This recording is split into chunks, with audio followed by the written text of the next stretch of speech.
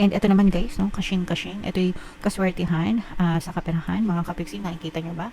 Simula pa lang ng 2025, maganda na agad yung progress ng swerte nyo, no?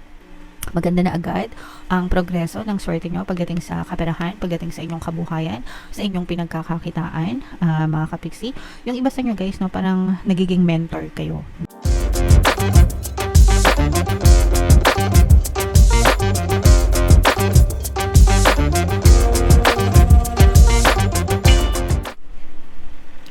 Hello guys, hello Aquarius, welcome back to Pinoy Big C Tarot. Ang pamagat ng episode natin for tonight is monthly taroscope para ngayong January 2025 mga kapiksi. Happy New Year sa inyong lahat mga kapiksi. Para sa Aquarius, Sun, Moon, Rising, Sign, and Venus. By the way guys, sa dulo ng video magkakaroon tayo ng yes or no pick a card reading. Ito yung deck na gagamitin natin mamaya, no? So, pwede kayo magtanong ng isang tanong answerable by yes or no, tapos titingnan natin yung sagot ng tarot sa inyo. So, sa dulo ng video yan guys, kaya make sure na tapusin nyo yung video hanggang sa dulo. So, unahin natin tong deck na to. Tingnan natin yung mga mensahe sa inyo ng inyong mga gabay, no? Para ngayong January 2025 guys. Wow! So, maganda yung mga mensahe sa inyo, mga kapiksi. Unang-una, for some of you, kung may mga bumabagabag sa isip nyo, kung may mga bagay na naguguluhan kayo, mga kapiksi, pwede kayo magdasal o kaya naman mag-meditate mga kapiksi. Pag nagme-meditate kasi kayo, nagsusubside yung momentum of thoughts nyo, kumakalma yung isip nyo guys, and pagkakalmado yung isip nyo, doon na pumapasok yung mga bright ideas, mga solusyon, mga alam niyo yun, mga tamang tamang pag-iisip, no? Kumbaga nasa receptive state kayo mga kapiksi, okay? And parang you are connected to the source kapag mas kalmado yung isip nyo guys. So, practicein nyo mag-meditate guys kahit isang beses lang sa isang araw. Dito sa channel natin, meron tayo nung Tagalog guided meditation para mawala ang stress and anxieties. If ever man na nakaka-resonate kayo, pwede nyo pakinggan yun mga kapiksi. Perfect timing mga kapiksi, no? Ito din yung kumbaga parang ini-encourage kayo ng inyong mga gabay ni universe na itong buwan na to, simula ng bagong taon, di ba? Ito yung tamang timing para simulan nyo or gawin nyo yung mga bagay na gusto nyong gawin, mga bagay na gusto nyong simulan sa buhay nyo. Wag nyo nang ipagpaliban, wag nang magpatumpik-tumpik pa, kumbaga guys, okay? So, don't miss this chance, mga kapiksi. The perfect timing is always now, always today, guys. And, kailangan din ng kompromiso, mga kapiksi, no? Kumbaga parang pumagitna, no? Kung may mga kailangan tayong ayusin sa buhay, may mga gusot, ganyan, palagi tayong nasa gitna, huwag tayong maging judgmental, palagi tayong dapat always ready to listen and always ready to speak your mind as well mga kapiksi, lalo na kumbaga para sa kung makakatulong, di ba, sa mga sitwasyon, kailangan give and take palagi, okay? So i-observe niyo yung ganyang mga pag-uugali mga kapiksi para mas madaling masolusyonan yung mga issues nyo sa buhay. So shuffle natin to guys, tingnan natin yung mga ganap, no, ngayong January. Habang sinashuffle ko to, panoorin nyo muna yung video natin regarding sa ating paano mag-manifest ng abundance video course. Kapiksi, sawa ka na ba sa mga struggles at hirap sa buhay mo? Masipag ka ba at masikap sa buhay ngunit hindi ka pa rin umaasenso? Ilang beses ka na bang nag-attempt mag-negosyo at mag-invest pero palagi ka pa rin nalulugi? Sa pagkakataon na ito ay maaaring may subconscious beliefs ka na nagiging balakid sa iyong pag-unlad at pagyaman. Introducing, paano mag-manifest ng abundance video course. Dito ay matututunan mo ma-overcome ang mga balakid mo para tuluyan ka ng umunlad, umasenso, sumagana, maging matagumpay, successful at maswerte sa iyong kabuhayan, pera, trabaho, negosyo, salapi at kaperahan ng bonggang-bongga. Dali, mag-send na ng email sa pinoypixitaro@gmail.com at simulan na ang iyong pagyaman ngayon. Alright, so sa lahat ng gusto mag-avail ng course guys, yung promo natin ngayong December, una magbibigay tayo ng 15% discount. Pangalawa, magbibigay din tayo ng free 3-in-1 pampaswerte sa subliminal mga kapiksi. So pampaswerte sa buhay, sa pera at saka sa love life. Sobrang ganda guys. And meron din tayong bagong course, paano mawala ang third party at magkaroon ng harmonious na relationship para mawala yung mga kabit ng mga jowa nyo guys. 20% discount naman yan until December 31. Kaya i-avail nyo na mga kapiksi. Grabe siya guys. Grabe naman itong energy nyo. Aquarius kayo ay na-represent ng Queen of Swords sa ating spread mga kapiksi, no? Sa negative lang guys, no, meron tayong nakita na maaring magkaroon ng konting conflict with another person, another air sign ito mga kapiksi. Aquarius, Gemini, Libra. For some of you, pwede kayo magkaroon ng conflict dito sa person na to. Parang walang gustong magpatalo sa inyo nito guys. Kaya nandito yung compromise na energy. Ibig sabihin nito, makipagkasundo mga kapiksi. Wag, kasi yung iba sa inyo, parang parehas kayo nitong person na to. This can be anybody guys, no? Pwedeng specific person mo, jowa mo, kamag-anak mo, kapatid mo, kaibigan mo, whomever guys. Pero parang walang gustong magpakumbaba sa inyong dalawa. Pataasan kayo ng pride siguro or what. Kaya lumalabas dito yung compromise energy kasi parang sinasabi dito na matuto kayong makinig and become the bigger person dun sa sitwasyon, no? Ibig sabihin kung nakakaintindi ka, 'di ba? Kung ikaw yung nakakaintindi, ikaw yung magparaya, ikaw yung mag-chenes, ganyan. So minsan kasi wala naman tayong nakukuha sa masyadong mag-pride, 'di ba? And saying sorry or accepting defeat doesn't mean na talo ka talaga. It means na sometimes it means na you value the relationship more than the issue, di ba? Ibig sabihin mas mahal mo yung tao kaysa dun sa issue na pinaglalaban yung dalawa nung tao na yon.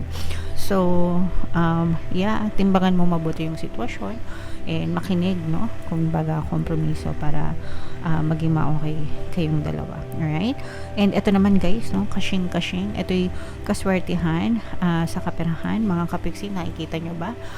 Simula pa lang ng 2025, maganda na agad yung progress ng swerte nyo, no?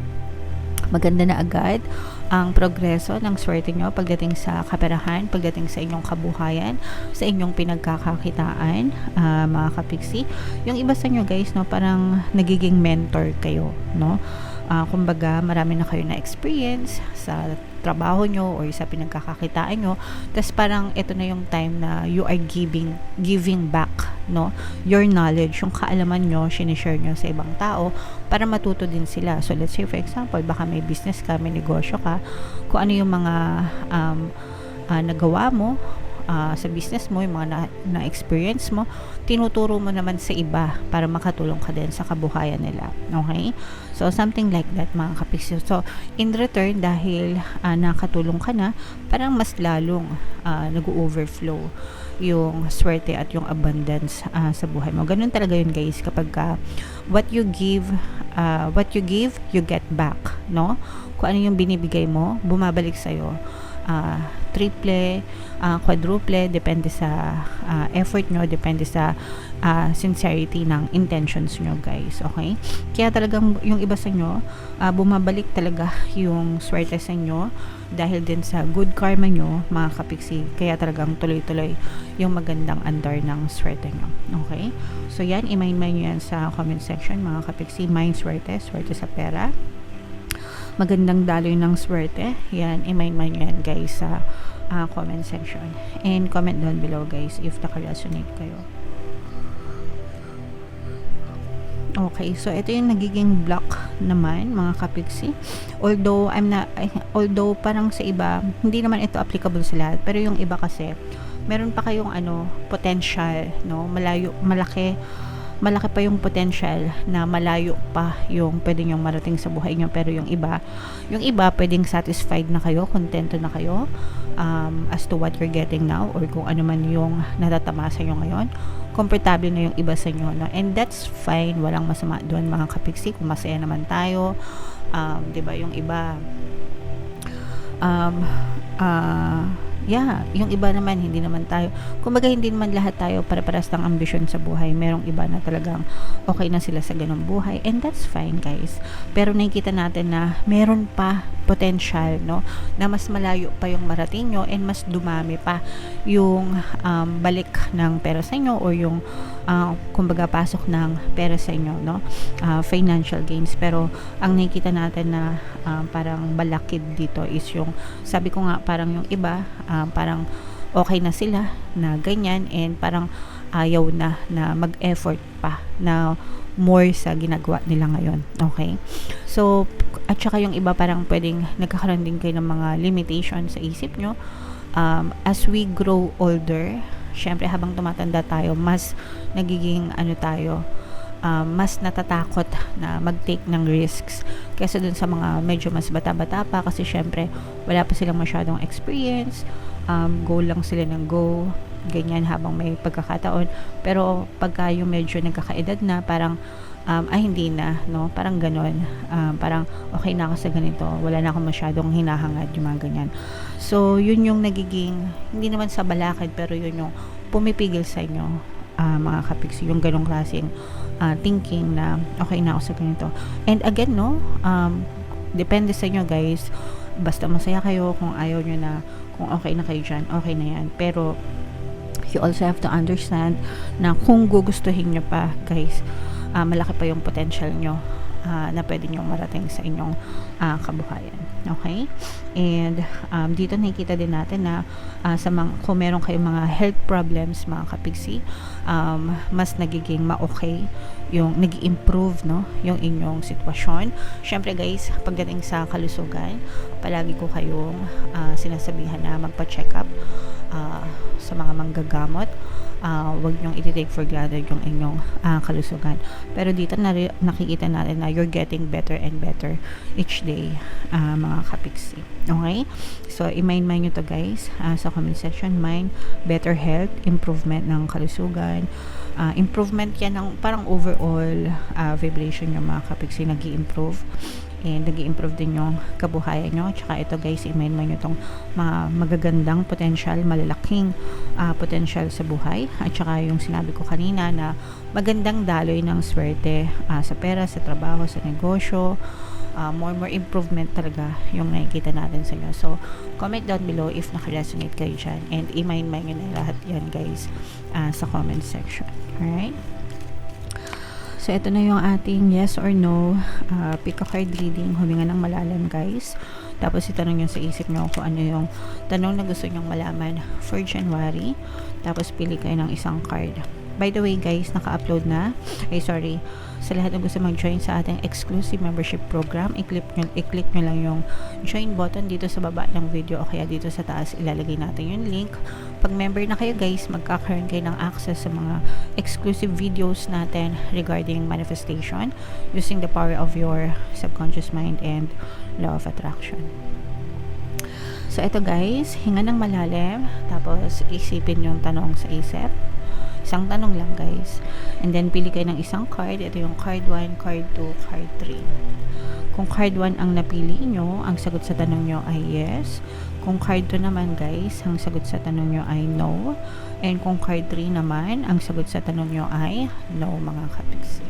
Alright? So, comment down below guys if naka-resonate kayo.